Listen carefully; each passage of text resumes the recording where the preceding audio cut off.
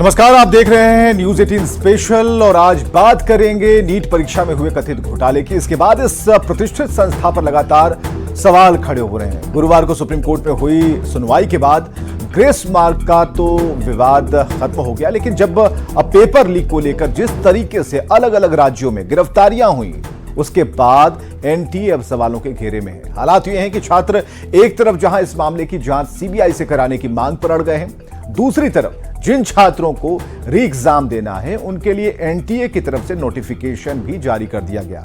ऐसे में एक तरफ जांच की मांग, दूसरी तरफ री एग्जामिनेशन ने छात्रों में कंफ्यूजन और बढ़ा दिया। और साथ ही आज के शो में यह भी हम जानेंगे कि अग्निपथ योजना को लेकर केंद्र सरकार क्या मंथन कर रही है और संभावित बदलाव के सुगबुगाहट के बीच क्या क्या बदलाव हो सकते हैं।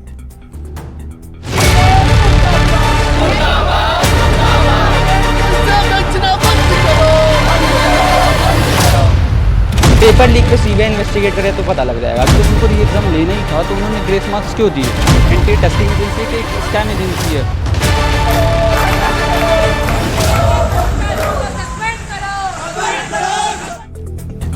नीट विवाद के तार देश के कई राज्यों से जुड़ रहे हैं और इस मामले में अब तक 5 लोगों की गिरफ्तारी हो चुकी है और जिन पर नीट के छात्रों से कथित रूप से घूस लेने का आरोप लग रहा है। वहीं इस मामले की सीबीआई जांच की मांग को लेकर आज सुप्रीम कोर्ट में सुनवाई हुई और ऐसे में देश के सबसे प्रतिष्ठित संस्था एनटीए लगातार विवादों में घिरता जा रहा है।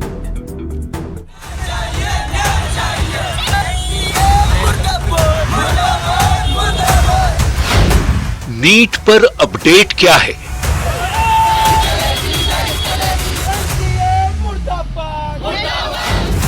नीट पर नहीं थम रहा विवाद।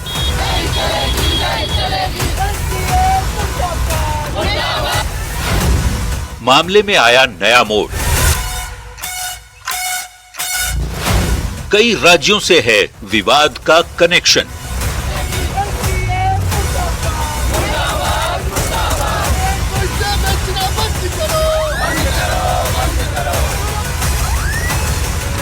नीट विवाद पर री एग्जाम कराने के फैसले के बाद भी फिलहाल मामला थमता हुआ नजर नहीं आ रहा और इस कथित गड़बड़ी के तार कर्नाटक, ओडिशा, झारखंड, बिहार और गुजरात से भी जुड़ते दिख रहे हैं, जिस पर जमकर बवाल हो रहा है। इस मामले में अलग अलग राज्यों में सीबीआई जांच की मांग को लेकर 7 याचिकाएं भी दायर हो चुकी हैं। हमारे मार्क्स पे एक मार्क्स पे 1000-2000 बच्चे, उनका क्या करोगे आप? वो तो उनको फिर भी अच्छा कॉलेज मिल जाएगा, मतलब 720 वालों को फिर भी एम्स दिल्ली नहीं मिलेगा, फिर भी अच्छा कॉलेज मिल जाएगा। पर हमारा क्या, हमें तो कॉलेज मिलना भी बहुत मुश्किल है। 640 वाले को, 650 वाले को, 620 वाले को, 640 वाले को। शुक्रवार को सुप्रीम कोर्ट में भी नीट विवाद की सीबीआई जांच की मांग वाली याचिका पर सुनवाई हुई, जिस पर कोर्ट ने फिलहाल कोई फैसला नहीं सुनाया है, लेकिन नीट को एक नोटिस जारी कर 2 हफ्ते के अंदर जवाब मांगा गया है। इस मामले पर अब अगली सुनवाई 8 जुलाई को होगी।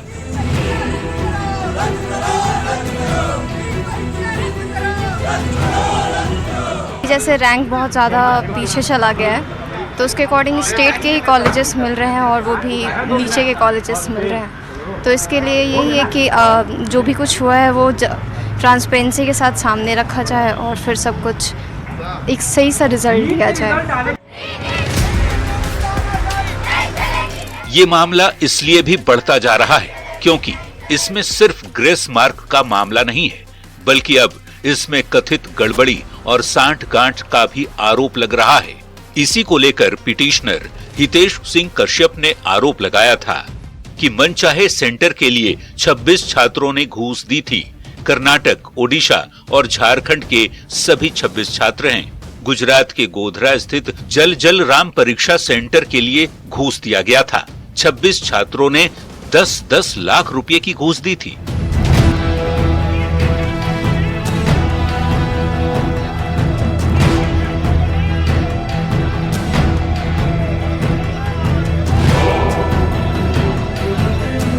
पिटीशनर दाखिल करने वाले हितेश सिंह कश्यप ने आरोप लगाया था कि सेंटर पर ड्यूटी दे रहे एक टीचर समेत जिन 5 लोगों को अरेस्ट किया गया है, उनके पास से इन 26 छात्रों की डिटेल मिली है। इसलिए इसमें गड़बड़ी की आशंका और भी ज्यादा बढ़ जाती है। यही वजह है कि उनकी तरफ से इस मामले की सीबीआई जांच की मांग की गई है। स्कूल में से ये तुषार भट्ट और एक प्रिंसिपल पुरुषोत्तम शर्मा है, वो दो स्कूल से पकड़े गए हैं। साथ में तुषार भट्ट के कांटेक्ट में जो ये ओवरसीज कंसल्टेंसी चला रहा था परशुराम रॉय करके, परशुराम रॉय के एक और साथीदार था विभोर आनंद, और साथ में तुषार भट्ट का एक और बिचौलिया टाइप का आदमी था आरिफ वोरा करके। ये 5 लोगों को अभी तक पकड़ा गया है।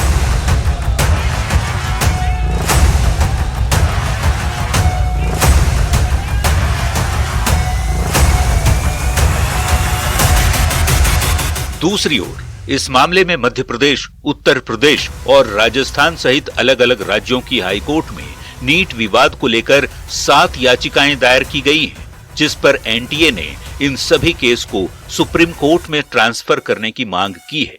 एनटीए के अधिकारियों का कहना है कि अलग अलग फैसले से छात्रों में भ्रम की स्थिति पैदा होगी, जिससे बचने के लिए सभी केस का एक ही जगह सुनवाई होना जरूरी है।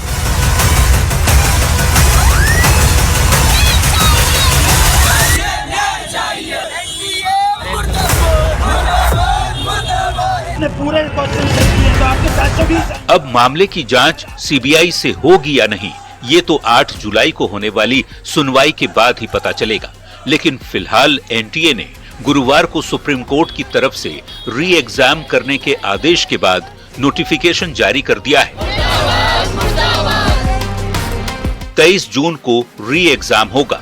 जल्द ही जारी होंगे एडमिट कार्ड। छात्रों को री एग्जाम के लिए मेल भेजा जाएगा। जिन छात्रों को मेल जाएगा वे ही दे पाएंगे एग्जाम। 30 जून को आएगा री एग्जाम का रिजल्ट।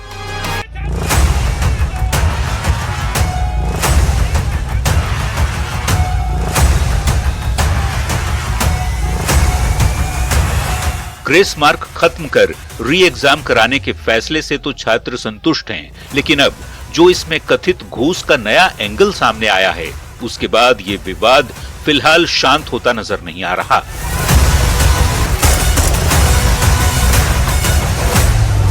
दूसरी ओर इससे जुड़े कई छात्रों की अलग अलग राज्यों से गिरफ्तारी ने आरोपों को बल दे दिया है। पेपर लीक पे सीबीआई इन्वेस्टिगेट करे तो पता लग जाएगा, क्योंकि बिहार में एफआईआर हुई है, गुजरात में भी एफआईआर हुई है, कहीं पर प्रिंसिपल्स भी पकड़े गए हैं जहां पे ओएमआर टीचर्स भर रहे थे। ऐसे में अब सबकी नजर 8 जुलाई को सुप्रीम कोर्ट में होने वाली सुनवाई पर टिकी है कि देश की सर्वोच्च अदालत सीबीआई जांच की मांग को स्वीकार करती है या नहीं।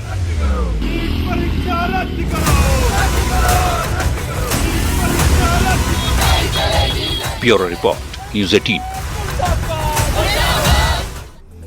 तो नीट पेपर लीक मामले का बिहार की राजधानी पटना से कनेक्शन जुड़ा है और इस मामले की जांच तेज कर दी गई है। नीट परीक्षा में बरती गई लापरवाही को लेकर देश भर में छात्र सड़कों पर उतर आए। राजधानी दिल्ली से लेकर कोलकाता और पटना तक विरोध प्रदर्शन हो रहा है।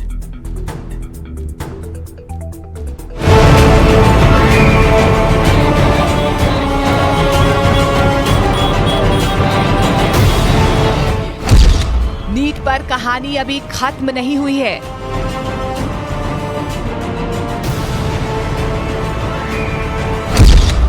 नीट पर लड़ाई अभी खत्म नहीं हुई है।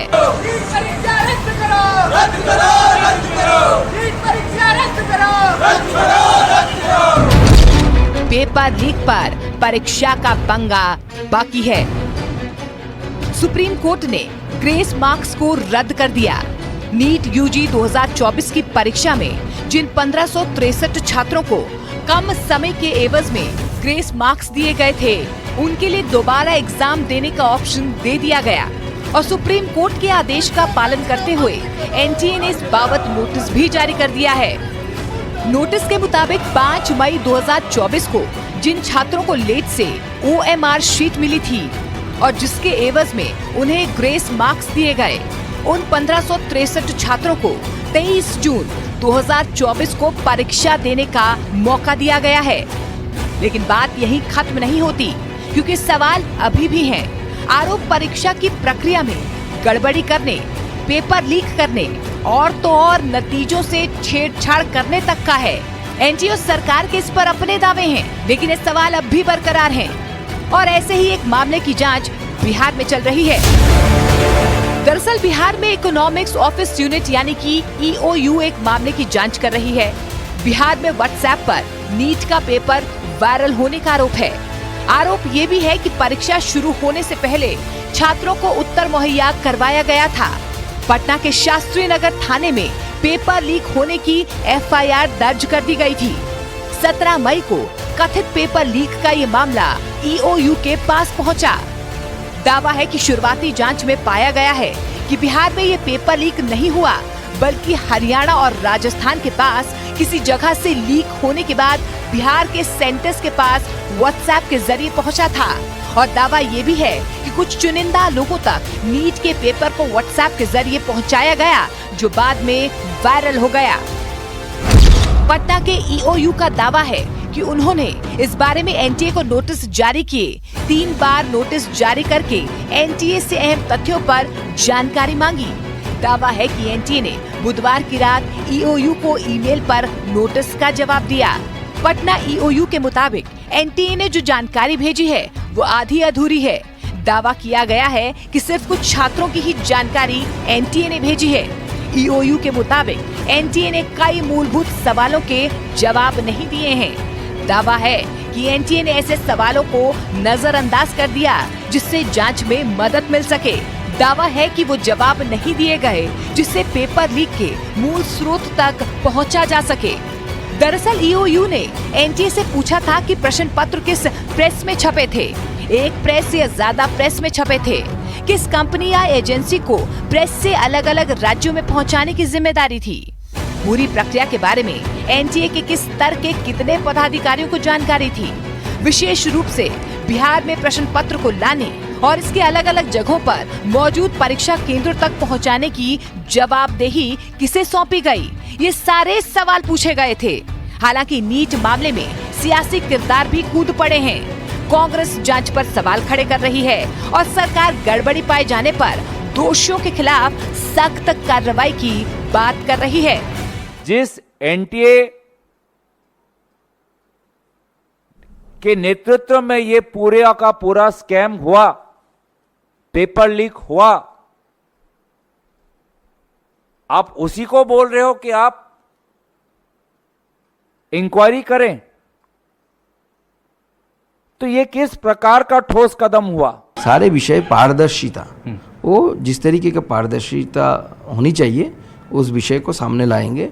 आप चिंता मत करिए, जैसे मैं पहले ही बता चुका हूँ, मैं बच्चों के गार्जियंस को यानी अभिभावकों को ये आश्वस्त करता हूँ कि नाइंसाफी किसी के साथ नहीं। वहीं गुरुवार को केंद्रीय शिक्षा मंत्री धर्मेंद्र प्रधान NTA के अधिकारियों से मिलने पहुंचे और उसके बाद उन्होंने साफ किया कि विपक्ष इस पर राजनीति कर रहा है और उन्होंने दावा किया कि पेपर लीक के कोई भी प्रमाण नहीं मिले हैं। पेपर लीक की हमारे पास कोई जानकारी नहीं है। मैंने उस रीट पिटीशन को अनुध्यान कराया, कोई भी एक भी जगह पे प्रमाण नहीं है। एक एलिगेशन पेपर लीक हुआ है, कहाँ है प्रमाण हुआ है? एक दो चीजों की न्यूज आइटम पे अगर प्रमाण आधारित होता है तब कोर्ट उसको विचार करेगी, सरकार अपना पक्ष रखेगी, वो कोर्ट में 8 जुलाई को चर्चा भी होगी। मसला 23 लाख से ज्यादा छात्रों के भविष्य का है। ग्रेस मार्क्स रद्द होने से अगर कुछ छात्रों में खुशी है कि इससे कम कट ऑफ नीचे आएगा, तो वहीं उन छात्रों में नाराजगी है जिन्हें ग्रेस मार्क्स मिले थे और अब उन्हें फिर से परीक्षा देने के लिए कहा जा रहा है। चलिए अब समझिए इसे ग्राफिक्स के माध्यम से। अब तक जो सामने आया है उसे समझना जरूरी है, एक एक कर आपको हम समझाने की कोशिश करते हैं। अब जरा ये समझिए कि NTA पर सवाल क्यों खड़े हो रहे हैं। सीधा सा सवाल है। तो नीट में पेपर लीक मामले में जांच भी तेजी से चल रही है। ये भी जान लेते हैं कि जांच में अब तक क्या क्या हुआ है। तो विवाद क्या है ये हम आपको बता रहे हैं। पटना में एग्जाम में पहले पेपर लीक होता है और बिहार पुलिस को जले हुए पेपर मिले। इसके बाद बात आगे बढ़ती है। एनटीए पर सवाल क्यों उठ रहे हैं ये बता रहे हैं कि पेपर की जांच के लिए ईओयू ने अपना ओरिजिनल पेपर मांगा था। इसके बाद एनटीए ने अब तक ओरिजिनल पेपर नहीं दिए हैं और 4 सेटर समेत 13 लोग गिरफ्तार किए गए हैं। तो एक एक कर ये हम आपको एक मोटा मोटी जो जानकारी है इसमें पहुंचिए। जांच कहां तक पहुंची? 11 छात्रों के रोल कोड मिल गए हैं सेंटर्स के पास से। ईओयू ने एनटीए के 11 छात्रों की जानकारी मांगी है। ईओयू ने कहा कि उनकी जानकारी हमें शेयर करें। 11 छात्रों की जो डिटेल्स है एनटीए ने ईओयू को दे दी है। अभी तक के जो जांच के जो दायरे हैं कहां तक पहुंचा ये हम आपको बता रहे हैं।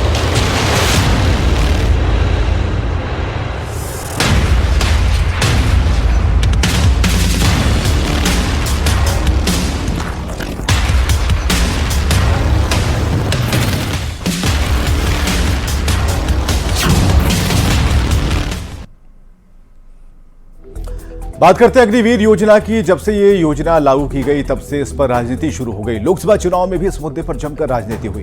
विपक्ष लगातार इस योजना को रद्द करने की मांग कर रहा है और इस बीच खबर ये आ रही है कि अग्निपथ योजना में बदलाव को लेकर केंद्र सरकार विचार कर रही है और सूत्रों ने बताया है कि हो सकता है कि सरकार इसे लेकर कोई बड़ा फैसला ले सकती है।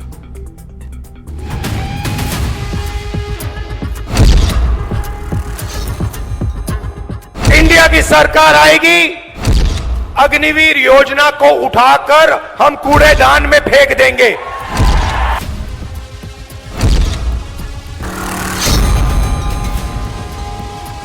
और मैं समझता हूं कि इलेक्शन का प्रभाव भी पड़ा है अग्निवीर के, खासतौर में उत्तर प्रदेश और बाकी जगह में।